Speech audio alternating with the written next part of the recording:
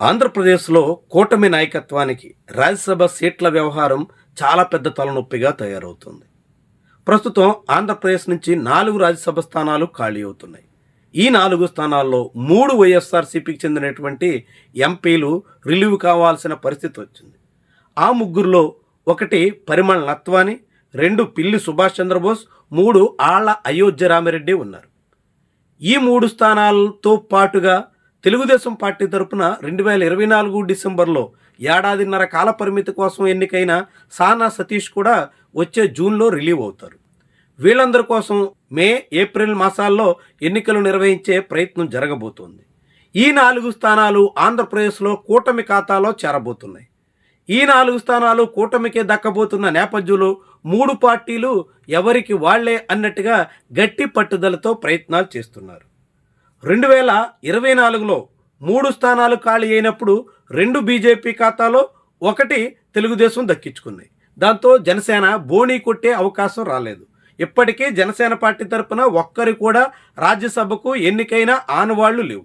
Janasena party నుంచి నాగేంద్రబాబు గట్టి ఆశలు పెట్టుకుని రాజ్యసభకు వెళ్లాలని అంతా సర్దుకున్న చివరి నిమిషంలో ఆయనకి బెర్త్ కన్ఫర్మ్ కాకపోవడంతో తన భోగి నుంచి దిగేయాల్సిన పరిస్థితి వచ్చింది.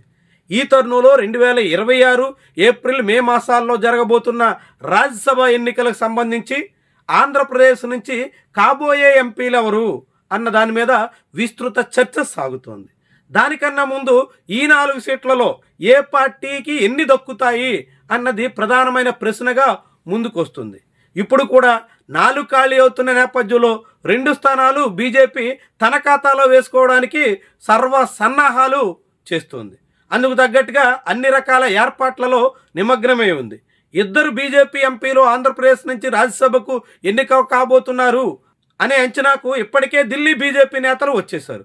అందుకు తగ్గట్టుగా ఎవరిని బరిలో దింపాలన్న దాని మీద కూడా దాదాపుగా నిర్ణయానికి వచ్చినట్టుగా ప్రచారం సాగుతోంది. మరి 2 స్థానాలు బీజేపీకి పోతే మిగిలిన 2 సీట్లలో జనసేన, తెలుగుదేశం చెరోసగం పంచుకుంటాయా, లేకుంటే మొత్తం 2 సీట్లు తెలుగుదేశమే తీసుకుని ఈసారి కూడా జనసేన పార్టీకి మొండి చేయి చూపుతారా అన్నది ముఖ్యమైనటువంటి ప్రశ్న. ఈసారి ఎట్టి పరిస్థితుల్లోనూ జనసేన పార్టీ నుంచి రాజ్యసభకి ఒక నాయకుడిని పంపాల్సిందే అని పవన్ కళ్యాణ్ ఆశిస్తున్నారు. ఆ పంపే నాయకుడిని కూడా ఇప్పటికే దాదాపు డిసైడ్ అయినట్టుగా ప్రచారం సాగుతోంది. జనసేన పార్టీ కార్యాలయ నిర్మాణం కోసం జనసేన పార్టీ పవన్ కళ్యాణ్ పేరుతో విలువైన స్థలాన్ని ఇచ్చిన లింగమనేని రమేష్కి దాదాపుగా సీటు కన్ఫర్మ్ అనేటువంటి వాదన బలంగా ఉంది. ఈ తరుణంలో జనసేన పార్టీకి రాజ్యసభ సీటు దక్కేనా అన్నది ప్రశ్న. నిజంగా జనసేన పార్టీకి కూటమిలో భాగంగా 1 సీటు అలాట్ అయితే అప్పుడు లింగమనేని రమేష్కి దాదాపు లైన్ క్లియర్ అయినట్టేననే మాట బలంగా ఉంది.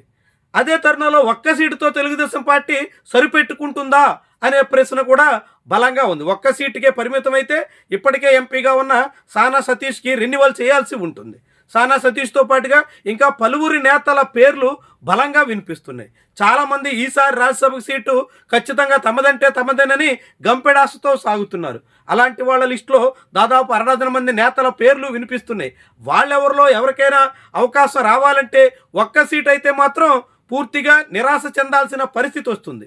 మరి తెలుగుదేశం పార్టీ 1 సీటుతో సరిపెట్టుకుని బీజేపీకి 2, జనసేనకు 1 ఇవ్వడానికి సిద్ధమవుతుందా? అలా సిద్ధమైతే తెలుగుదేశం పార్టీ నేతలు ఏ మేరకు సర్దుబాటు చేసుకోగలరు, ఎంతవరకు సరిపెట్టుకోగలరు అనేది పెద్ద ప్రశ్న. తెలుగుదేశం పార్టీ సొంతంగానే 135 మంది ఎమ్మెల్యేల బలం ఉంటే ఒకే ఒక్క ఎంపీతో ఎలా సరిపెట్టుకోవాలి? 8 మంది ఎమ్మెల్యేలు ఉన్న బీజేపీకి 2 ఎంపీ సీట్లు వస్తే దాన్ని ఎలా చూడాలి అనే ప్రశ్న బలంగా వినిపించేదానికి ఆస్కారం ఉంటుంది. మరి ఇలాంటి తరుణంలో తెలుగుదేశం పార్టీ నాయకత్వం ఏం చేస్తుంది, ఎలా సర్దుబాటు చేసుకుంటుంది, ఎలా తనకి దక్కాల్సిన మరో సీటు కోసం ప్రయత్నం చేస్తుంది అన్నది పెద్ద ప్రశ్న. బీజేపీ నాయకత్వంతో ఇప్పటికే టీడీపీ, జనసేన సంప్రదింపులు జరుపుతున్నట్టుగా ప్రచారంలో అయితే ఉంది. కానీ బీజేపీ నాయకత్వం మెత్తబడే అవకాశాలు ఎంత మేరకు అన్నదే అత్యంత కీలకమైనటువంటి అంశం. బీజేపీ గనక దిగిరాకపోతే చంద్రబాబు ఆశలన్నీ పూర్తిగా నిరాశ అయిపోతాయి. ఆ సమయంలో తెలుగుదేశం పార్టీ నేతలంతా పూర్తి నైరాశ్యంలో మునిగిపోక తప్పని పరిస్థితి వస్తుంది. మరి ఇలాంటి తరుణంలో రాజ్యసభ ఎన్నికలు టీడీపీకి గట్టి పరీక్షగా, అతిపెద్ద పరీక్షగా మారబోతున్నటువంటి తరుణంలో ఆ గండం నుంచి పవన్ కళ్యాణ్ ఎలా గట్టెక్కుతారు, చంద్రబాబు ఎలా దీని నుంచి బయటపడగలుగుతారు అన్నవే ముఖ్యమైనటువంటి అంశాలు.